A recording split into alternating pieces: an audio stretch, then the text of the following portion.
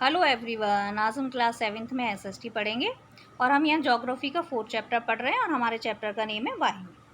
पहले हम part A कल ही पढ़ चुके हैं, ये हमारा पार्ट बी है जैसे हम समझते हैं। उसमें हम 2 मंडलों के बारे में पढ़ चुके हैं, यहाँ अब हम अगले मंडलों को और पढ़ेंगे। तो आज का जो हमारा टॉपिक है वो है मध्य मंडल, यानी कि मध्य मंडल पृथ्वी की वायुमंडल में समताप मंडल के ऊपर स्थित परत को कहा जाता है। मध्य मंडल से पहले जो परत आती है उसको समताप कहते हैं और समताप के बाद आने वाली जो मंडल है उसको हम मध्य मंडल कहते हैं, यानी कि ये बिल्कुल बीच की लेयर है हमारे वायुमंडल की, जो सामान्यतः 50 से 80 किलोमीटर की ऊंचाई वाले भाग में पाई जाती है। ओजोन परत जो मुख्यतः समताप मंडल में पाई जाती है, इसका कुछ भाग जो है वो मध्य मंडल में भी मिलता है, जिसका सूत्र 03 होता है। भावायुमंडल जो है वायुमंडल में बढ़ती ऊंचाई के साथ तापमान और जो यहाँ अत्यधिक तीव्रता से बढ़ता है। जैसे जैसे हम ऊपर की तरफ जाते हैं तो वहाँ का जो टेम्परेचर है वो स्पीड से बढ़ता जाता है। आयन मंडल इस तरह का एक भाग है, यह 80 से 400 किलोमीटर तक फैला हुआ है। रेडियो संचार के लिए इस परत का उपयोग किया जाता है।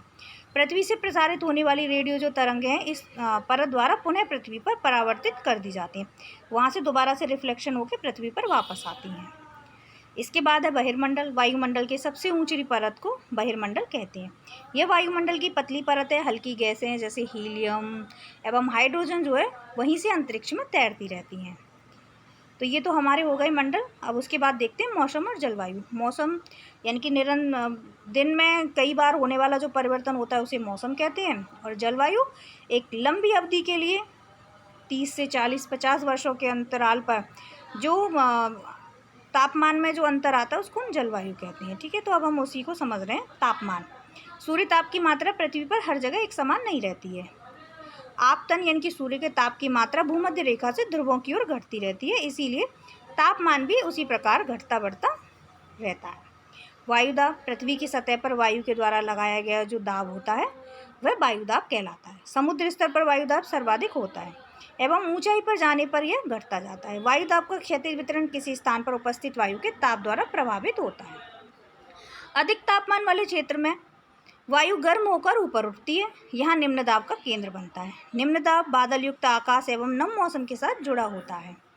कम तापमान वाले क्षेत्रों में वायु जो है वो ठंडी एवं भारी होती है। भारी वायु निमज्जित होकर उच्च दाब वाले क्षेत्र बनाती है। उच्च दाब के कारण मौसम एवं बादल स्पष्ट व स्वच्छ होते हैं।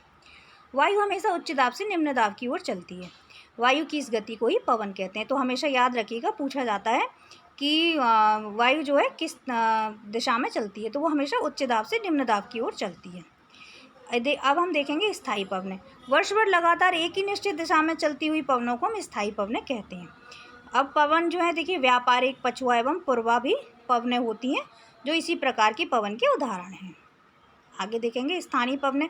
किसी छोटे क्षेत्र में वर्षा या दिन के किसी विशेष समय में चलती हैं। ये उदाहरण जैसे भारत के उत्तरी मैदानी क्षेत्र में गर्म एवं शुष्क स्थानीय जो पवन चलती हैं उसे हम लू कहते हैं, यानी कि गर्मी के मौसम में जो हमारे यहाँ हवा चलती है उसे हम क्या कहते हैं, लू कहते हैं।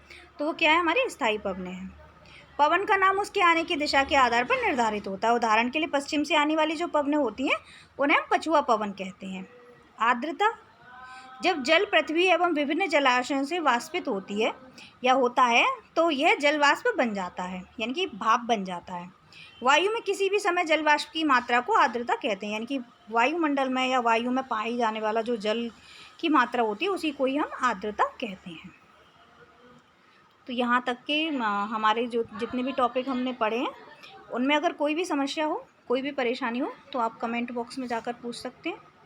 Thank you for watching this video.